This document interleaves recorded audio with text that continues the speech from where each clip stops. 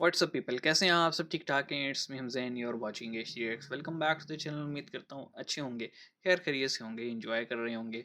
और हम जो वीडियो देखने वाले हैं उसका टाइटल कुछ ऐसे है, टॉपीबाज आदमी। आगे क्या लिखा हुआ है जनाब?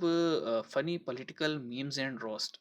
अब मुझे ये तो नहीं पता कौन टॉपीबाज आदमी है, क्योंकि थंबनेल में जो लोग हैं उनसे कुछ आइडिया हो नहीं पा रहा। लेकिन मतलब देखेंगे थंबनेल में एक और चीज़ भी लिखा है, लो हक दिया तेरे ओला पर। लिखना कुछ और गया है, लेकिन मैं वो वर्ड नहीं करूँगा। ठीक है, तो शुरू करते हैं। सब्सक्राइब कर लेना। 3 2 1 को। अब्दुल, क्या अरे है क्या क्या है हुआ? क्या है? अबे तू यहाँ बैठा है। मैंने तेरी बेगम को अमिताभ के साथ देखा, सो रही थी उसके साथ। ओह, सावधान इंडिया, हमारी बेगम सावधान आफ्ताब के रहें, साथ सो रही सतर्क थी। रहें। हाँ। ओए हवा में बातें मत कर, कोई सबूत है इस बात का? सबूत है मेरे पास, दिखा। देखा? ये देख, वीडियो बना के लेके आया हूँ।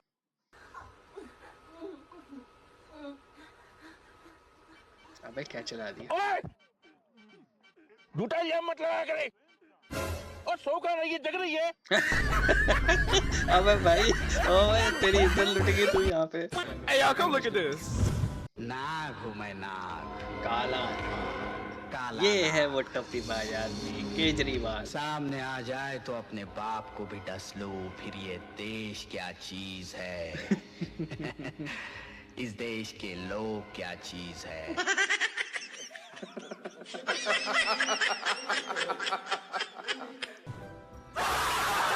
5000 साल के इतिहास में कभी ऐसी पुस्तक नहीं लिखी गई जिसने मनुष्य को मनुष्य से बराबर माना हो, जिसने स्त्री को पुरुष से बराबर माना हो। अच्छा, आप कहते हैं महिलाओं को बराबरी नहीं दी गई?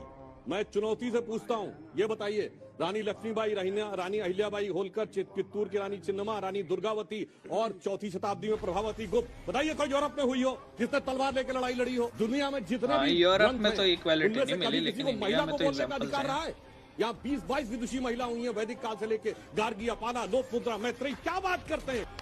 ये है सुधांशु त्रिवेदी साहब के पास तो केजरीवाल ने कहा था नॉलेज पानी है। मुफ्त दूंगा, दे दिया। केजरीवाल ने कहा था घर घर पानी पहुंचाऊंगा, पहुंचा दिया।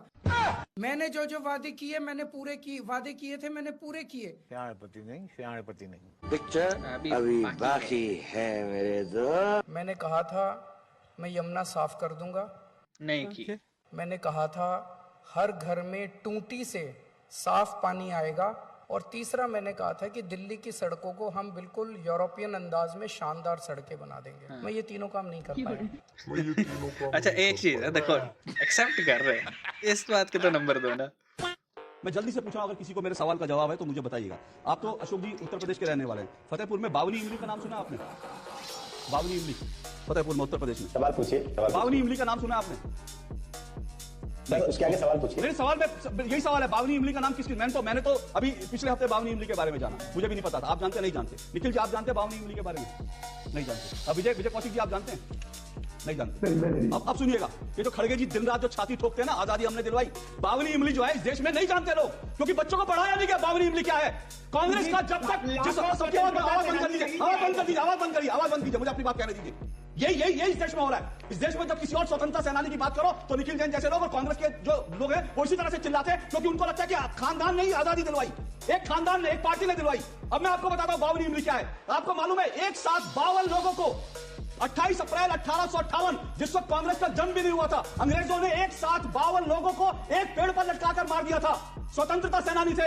पूरे स्वतंत्रता संग्राम के इतिहास में, कांग्रेस के पूरे स्वतंत्रता संग्राम के इतिहास में कांग्रेस के 52 लोग फांसी पे नहीं चढ़े, लेकिन एक दिन 52 लोग फांसी पे चढ़े थे। और इतिहास की किताबों में और इस देश को यह बताया भी नहीं जाता कि एक दिन अंग्रेजों ने 52 क्रांतिकारियों को फांसी के तख्ते पर झुला दिया था और 1 महीने तक उनके शव लटके रहे थे। उनके शव को किसी को हाथ लगाने की इजाजत नहीं थी। इस देश में 1857 की आजादी के नाम पर, इंदिरा जी के नाम पर, राजीव के नाम पर, इन सबके दर्शन के नाम पर दुनिया भर की चीजें। मैं इसीलिए कह रहा हूं, ये जो भारत के स्वतंत्रता सेनानियों के साथ ये जो घोर अपराध हुआ है, गांधी नेहरू परिवार ने जो अपराध किया है, उसके कारण आज वो दावा नहीं कर सकते कि हम अम्बेडकर के बड़े भक्त हैं।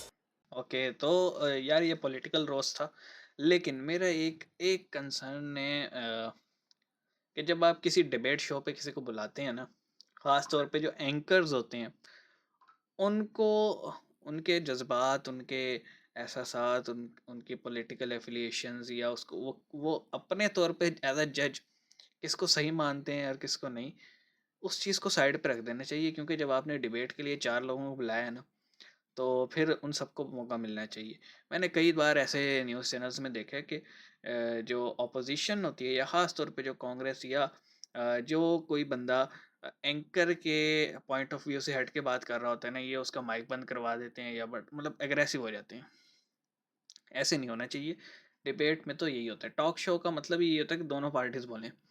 बाकी हाँ, ये बात सही है जी, कांग्रेस ने एक कहते हैं ना ऑरा क्रिएट की है कि भाई आज़ादी हमने दिलवाई थी। ऐसा नहीं है जी, एक पूरी हिस्ट्री है 1857 से शुरू करना पड़ेगा अगर हमने आज़ादी को समझने हैं, या पार्टीशन को समझने। और केजरीवाल की बातें थी भाई, इसमें टोपीबाज आदमी उसको कहा गया। तो केजरीवाल यार देखो, जो भी है जैसा भी बंदा है एटलीस्ट मानता ज़रूर है कि मैंने ये नहीं किया, मुझे और टाइम दिया जाए। और उसके अलावा सुधांशु त्रिवेदी थे इसमें, जिन्होंने मतलब उनके पास नॉलेज है नो डाउट। और फिर कौन थे, फिर वो अब्दुल था जिसकी इज्जत लुट गई और अब्दुल कह रहा है सो कहाँ रही है।